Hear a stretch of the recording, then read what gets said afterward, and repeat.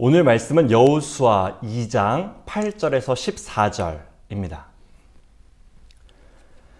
또 그들이 눕기 전에 라합이 지붕에 올라가서 그들에게 이르러 말하되 여호와께서 이 땅을 너희에게 주신 줄을 내가 아노라. 우리가 너희를 심히 두려워하고 이 땅 주민들이 다 너희 앞에서 간담이 농나니 이는 너희가 애굽에서 나올 때에 여호와께서 너희 앞에서 홍해 물을 마르게 하신 일과 너희가 요단 저쪽에 있는 아모리 사람의 두 왕 시혼과 옥에게 행한 일 곧 그들을 전멸시킨 일을 우리가 들었음이니라. 우리가 듣자 곧 마음이 녹았고 너희로 말미암아 사람이 정신을 잃었나니 너희의 하나님 여호와는 위로는 하늘에서도 아래로는 땅에서도 하나님이시니라. 그러므로 이제 청하노니 내가 너희를 선대하였은즉 너희도 내 아버지의 집을 선대하도록 여호와로 내게 맹세하고 내게 증표를 내라. 그리고 나의 부모와 나의 남녀 형제와 그들에게 속한 모든 사람을 살려주어 우리 목숨을 죽음에서 건져내라. 그 사람들이 그에게 이르되 내가 우리의 이 일을 누설하지 아니하면 우리의 목숨으로 너희를 대신할 것이요 여호와께서 우리에게 이 땅을 주실 때에는 인자하고 진실하게 너를 대우하리라. 아멘. 할렐루야. 오늘도 예배의 자리에 나오신 여러분을 진심으로 환영하고 축복합니다. 2022년 들어서 우리 여호수아 시리즈 설교를 이어가고 있죠. 오늘도 계속해서 살펴보겠습니다. 지난 시간 하나님께 새 힘과 용기를 얻은 여호수아는 백성들을 모아놓고 출사표를 던집니다. 전투태세를 갖춰라. 전열을 가다듬고 군량을 준비하라. 사흘 안으로 저 요단강을 건널 것이다. 백성들은 여호수아에게 충성을 맹세하고 사기는 하늘을 찌를 듯하죠. 하지만 무작정 진군할 수는 없는 상황이었습니다.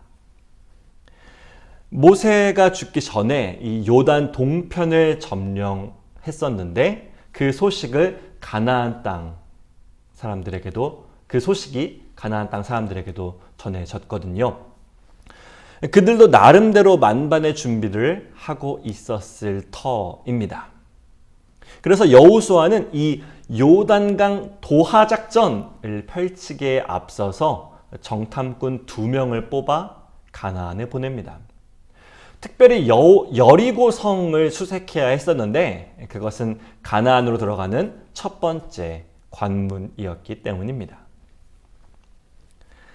성의 위치는 조금 바뀌게 되지만 여리고성은 구약에서도 군사적 요충지였고 신약에 이르러서도 주요한 경제적 관문이 되었습니다. 북쪽의 가버나움과 함께 이 로마의 관세를 걷는 이 도시가 되었거든요. 여러분들도 잘 아시는 세리장 삭개오가 살던 도시도 이 여리고였고 예수님의 선한 사마리아인 비유에서 강도 만난 사람이 지나간 곳도 예루살렘에서 여리고를 향해 내려가던 길이었습니다. 어쨌거나 선발된 2명의 정탐꾼은 여리고성에 들어갑니다.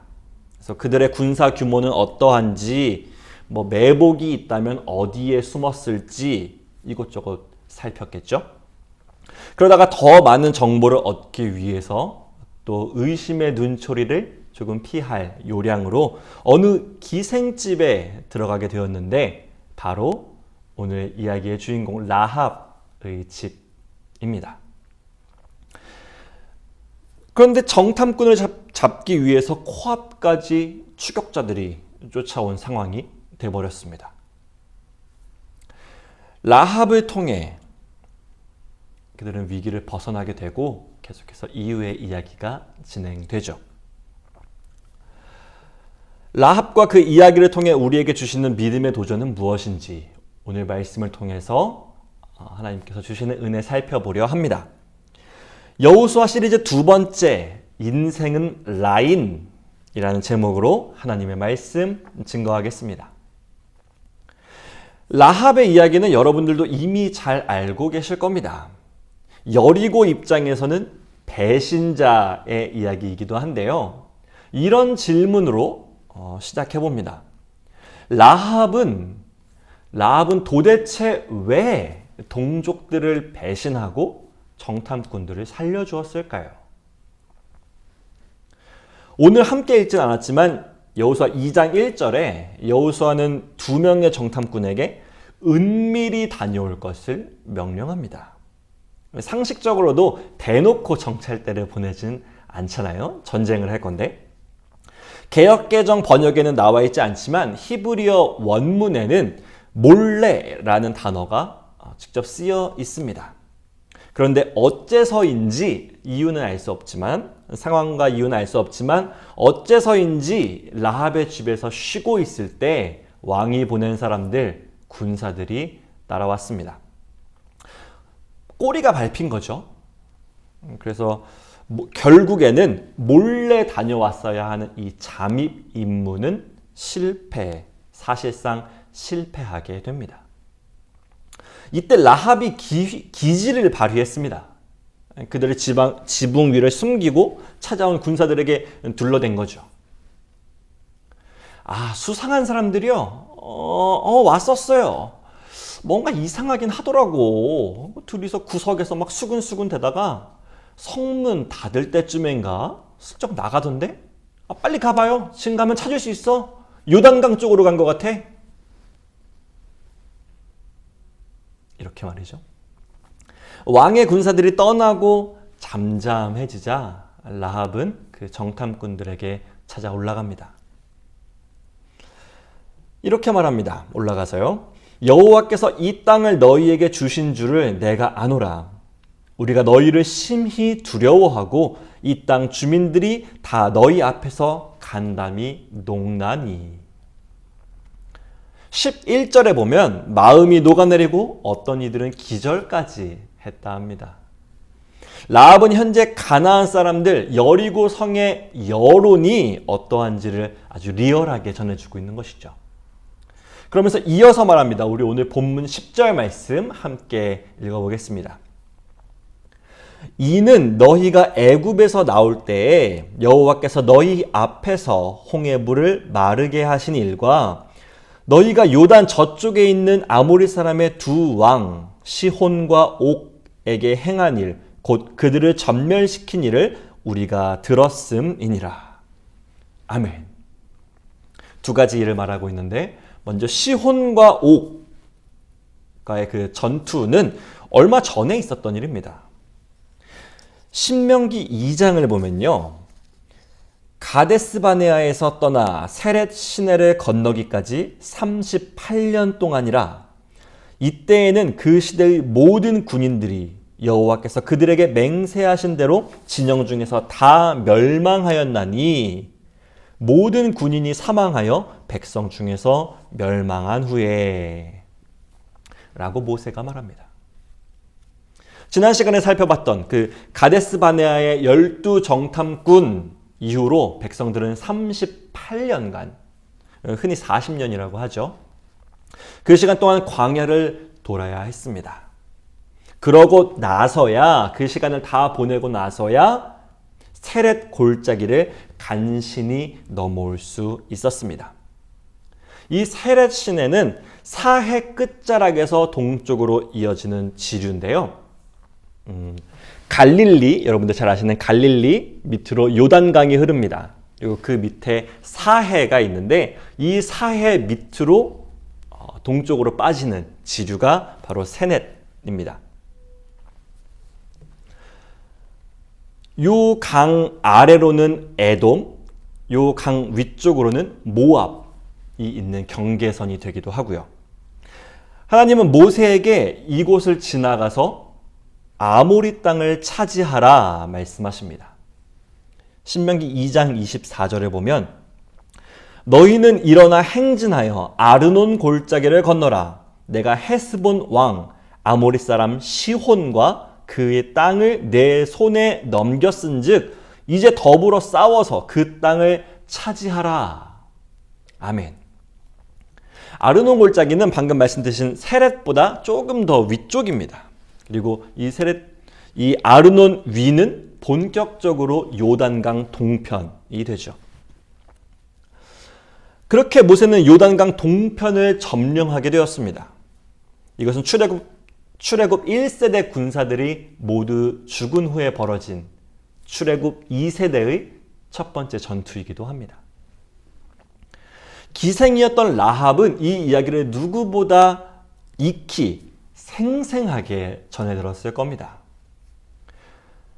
어떤 학자들은 라합의 집이 그냥 단순하게 여관, 여인숙 정도였을 것이라 말하기도 합니다.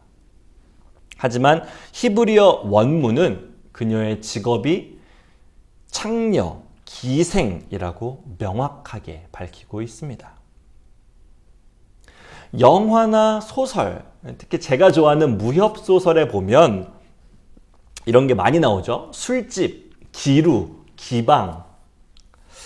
좋아하시는 분들은 아마 쉽게 상상이 되실 겁니다. 이런 기루, 창녀들이 모여있는 기방은 언제나 은밀한 정보들이 오고 가는 곳으로 묘사됩니다. 술과 여자에 취해서 흥청망청 하다가 은밀한 또 귀한 정보를 흘리기도 하고요. 온갖 하소연이나 뒷담화로 막 시끌벅적한 그런 장소로 나오잖아요. 가뜩이나 군사, 경제 요충지로서 사람들이 많이 있었는데 그 중에서도 사람들이 시끄럽게 떠들어대는 기생집이었으니 라합은 아마 많은 이야기들을 들어왔을 겁니다. 그녀는 요단 동편에서 있었던 일을 누구보다 잘 알고 있었습니다. 특히 그녀가 들은 이야기들 중에 특히 근래에 있었던 헤스본 왕 시혼의 일은 그녀에게 아주 깊은 인상을 남겼던 것 같습니다. 그때 모세는 시혼 왕에게 평화의 사자를 보냅니다. 하나님께서 그 땅을 차지하라 하고 올라갈 때예요. 신명기 2장 27절에 보면 사자를 보내서 이렇게 말하게 합니다. 나를 내 땅으로 통과하게 하라. 내가 큰 길로만 행하고 좌로나 우로나 치우치지 아니하리라. 우리는 싸울 의사가 없으니 그저 길만 열어달라. 우리는 그 길을 통해서 가나안으로 들어갈 것이다. 싸울 생각이 없다. 라는 제안이었는데 시혼 왕은 거절합니다. 하나님께서 그의 마음을 완고하게 하셨기 때문입니다.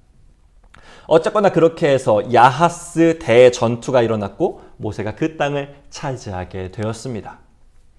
여호수아도 선봉에 나서서 싸웠겠죠. 저는 아마 라합이 이 사건을 계기로, 이 시온 왕 사건을 계기로 마음을 굳혔을 것이라 생각합니다. 라합이 두려움에 떨면서 정탐꾼을 숨겨주고 이스라엘 편으로 돌아서게 된 이유, 결정적인 이유, 그것은 하나님을 따르지 않으면 또 시온 왕처럼 하나님의 길, 하나님의 그 문을 열지 않으면 오직 죽음뿐이다 라는 것을 그녀가 알게 되었기 때문입니다. 한 가지 의문도 듭니다. 이 라합이 정탐꾼들에게 두 가지 사건을 이야기했죠. 시온과 옥의 이야기, 또 하나가 홍해를 건넜던 일입니다. 아모리의 두 왕 시온과 옥을 전멸시킨 것은 얼마 전의 일이니까 잘 들어 알 수 있다 싶은데 모세가 홍해를 건넌 것은 무려 40년 전 일입니다. 라합은 그때 사건을 어떻게 알고 있었을까요? 어디에서 누구에게 들었을까요? 성경에 그것까지 말해주지는 않습니다. 하지만 중요한 것은 애굽의 바로도 이스라엘 백성들이 나아갈 길을 열어주지 않아서, 하나님의 길을 열지 않아서 10가지 재앙을 당했고 홍해에서 전멸하게 되었습니다. 라합은 그 이야기도 잊지 않고 있었던 것입니다. 오늘 말씀 첫 번째, 우리는 하나님의 역사를 기억해야 합니다. 하나님이 하신 일을 기억해야만 합니다. 그래야 살 수 있습니다. 하나님의 역사는 누군가에게는 은혜로, 누군가에게는 재앙으로 기억됩니다. 진노와 두려움으로 기억되죠. 이스라엘에게 홍해 사건은 은혜였지만 애굽에게는 엄청난 재앙이었으니까요. 중요한 것은 하나님께서 살아 역사하신다는 것을 기억해야 한다는 것입니다. 단지 기억해서, 단지 들어서 아는 것만이 아니라 우리 삶의 행동으로 라합처럼 자기 인생의 방향을 틀 정도로 우리가 그 말씀을 받아야 합니다. 그래야 살 수 있습니다. 이스라엘 백성들은 40년 동안이나 광야를 헤맸습니다. 홍해를 건너온 것도, 만나와 메추라기를 먹게 된 것도, 불기둥, 구름기둥을 따라온 것도 전부 은혜였지만 그들은 가데스 바네아에서 모든 것을 잊어버렸습니다. 그래서 하나님을 원망하면서 다시 애굽으로 돌아가자 말했죠. 하나님의 은혜를 완전히 잊어버린 것입니다. 하지만 라합은 그 이야기를 듣고 두려워하면서 마음에 기억해 두었습니다. 그리고 하나님의 백성이 자기 앞에 오게 되었을 때 자기도 은혜 받기를 바라면서 그들을 선대합니다. 여호와는 하나님이시기 때문입니다.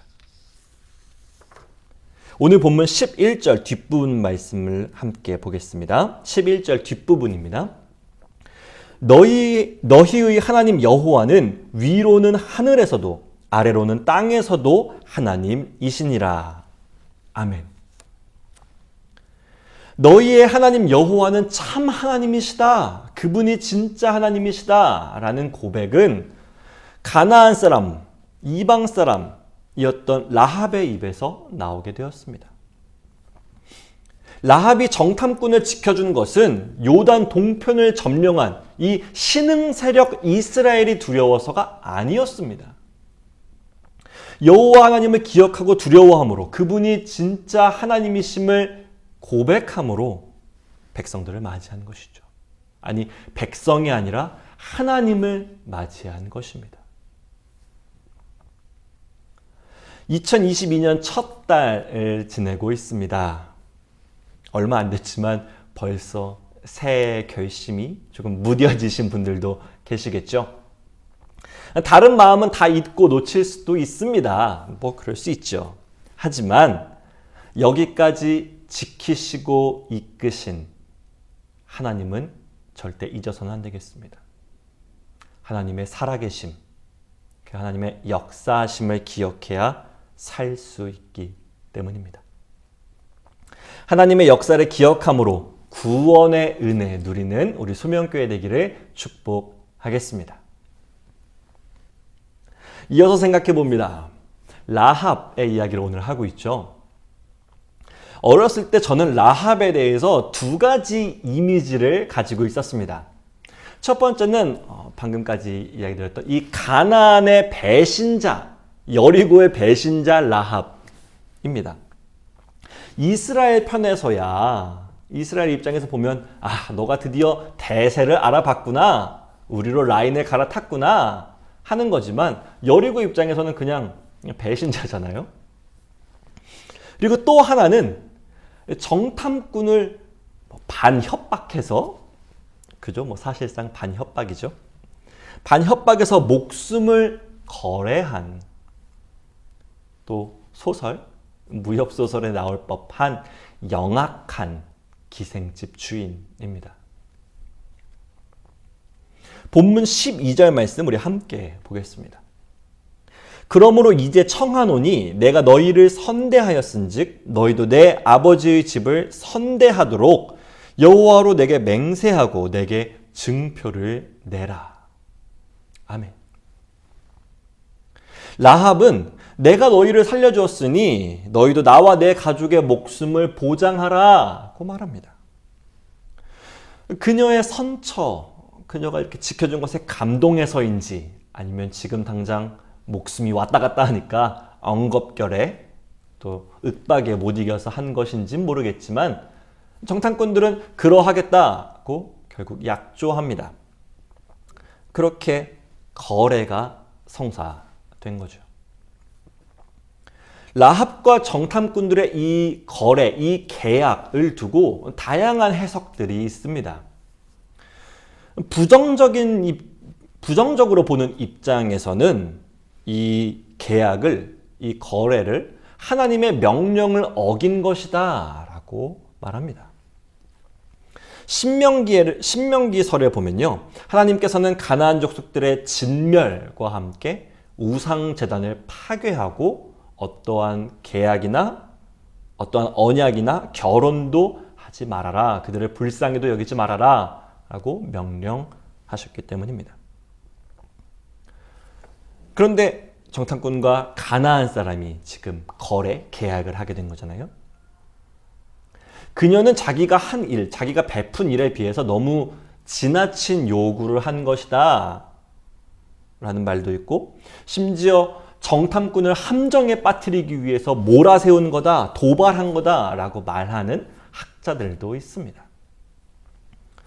굳이 원문을 보지 않아도, 또 히브리 원문을 보아도 라합의 말과 행동에는 확실히 강압적인 뉘앙스가 있죠. 하지만 라합의 태도나 이 내용, 거래의 내용에만 국한돼서 부정적으로만 보기에는, 그렇게만 해석하는 것은 이 사건의 핵심을 놓치게 합니다. 오히려 신약의 히브리서는 그녀가 라합이 믿음으로 정탐꾼을 영접하여 멸망당하지 아니하였다고 하고, 야고보서에서는 라합이 아브라함같이 행함으로 의롭다 하심을 받은 것 아니냐 말하기까지 합니다. 믿음과 행함 모두에서 본이 될 만하다라고 하는 거죠. 정탐꾼과 라합의 계약을 부정적으로 보는 사람들의 이유, 사실상 유일한 이유는 그들이 진멸하라라는 명령에 반했다는 것입니다. 물론 하나님의 모든 명령은 준엄합니다. 반드시 지켜야 하는 것이죠. 하지만 우리는 그 명령 속에 담긴 하나님의 마음, 그 명령을 말씀하신 하나님의 진심으로 들어가 봐야 합니다. 하나님께서 가나안 족속을 진멸하라 말씀하신 근본적인 이유는 그들의 우상 숭배 때문입니다. 즉 하나님을 섬기지 않는 가나안, 그들의 우상과 혼합돼서 죄에 빠질까 봐 아예 그것들을 근절시키려 하셨던 마음이신 거죠. 결혼, 계약, 교류, 불쌍히 여기는 마음 갖지 말고 진멸해라. 죄의 싹을 잘라라. 라는 것이 하나님의 마음입니다. 이것은 가나안 족속이 그냥 미우니까, 이스라엘이 이제 가나안에 들어가 살려면 그 땅을 비워줘야 하니까, 컴퓨터 리셋하듯이 밭을 갈아엎듯이 진멸하라, 맹목적으로 죽이라는 말씀이 아니셨습니다. 그 깊은 곳에 담긴 하나님의 마음은 무엇일까요? 우리는 신명기를 통해 알 수 있습니다. 그 유명한 쉐마 이스라엘입니다. 이스라엘아 들으라, 우리 하나님 여호와는 오직 유일한 여호와이시니 너는 마음을 다하고 뜻을 다하고 힘을 다하여 내 하나님 여호와를 사랑하라. 아멘. 신명기 6장 4절에서 5절 말씀인데, 이 말씀에는 배경이 있습니다. 1절입니다. 이는 곧 너희의 하나님 여호와께서 너희에게 가르치라고 명하신 명령과 규례와 법도라. 너희가 건너가서 차지할 땅에서 행할 것이니. 아멘. 모세는 자신의 고별 설교라고 할 수 있는 이 신명기 내내 하나님의 명령과 율법을 거듭 반복합니다. 다시 한번 강조하죠. 그것들은 모세가 강조한 그 모든 율법과 명령, 쉐마 이스라엘은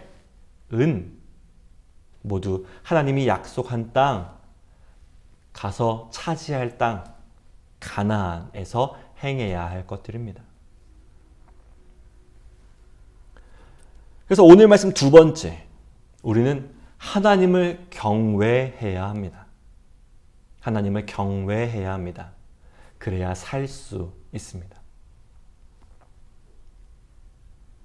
우리는 라합을 어떻게 봐야 할까요? 하나님의 명령을 어기게 한 영악하고 교활한 여인인가요? 아니면 하나님을 두려워하고 의지한 지혜로운 여인인가요? 우리는 결과를 잘 알고 있습니다. 하나님께서는 라합과 그 가족들을 살려주셨죠. 어느 계명이 가장 크냐는 율법사의 질문에 예수님께서는 이렇게 대답하십니다. 내 마음을 다하고 목숨을 다하고 뜻을 다하여 주 너의 하나님을 사랑하라 하셨으니 이것이 크고 첫째 되는 계명이요 둘째도 그와 같으니 내 이웃을 내 자신같이 사랑하라 하셨으니 이 두 계명이 온 율법과 선지자의 강령이니라. 아멘. 누가복음은 예수님의 한마디를 덧붙입니다. 예수께서 이르시되 내 대답이 옳도다. 이를 행하라. 그러면 살리라. 아멘. 하나님께서 진멸을 명하셨던 이유, 우상과 혼합되지 말라고 말씀하셨던 이유, 오직 하나님만을 사랑하라. 그 말씀 때문입니다. 오직 하나님만을 사랑하라. 우리는 역사를 잘 압니다. 이스라엘 백성들이 하나님을 사랑하며 순종할 땐 평안했습니다.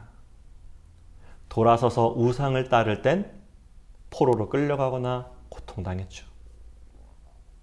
라합은 하나님을 두려워할 줄 알았습니다. 근데 라합이 하나님을 두려워한 것은 절망하면서 벌벌 떤 게 아닙니다. 아, 그분은 나를 죽일 거야. 나에겐 이제 답이 없어. 나는 끝났어. 라고 하면서 하나님을 두려워한 것이 아니라 하나님을 이스라엘의 여호와 하나님을 하늘과 땅의 하나님으로 인정한 겁니다. 그분을 인정하고 엎드리는 것이죠.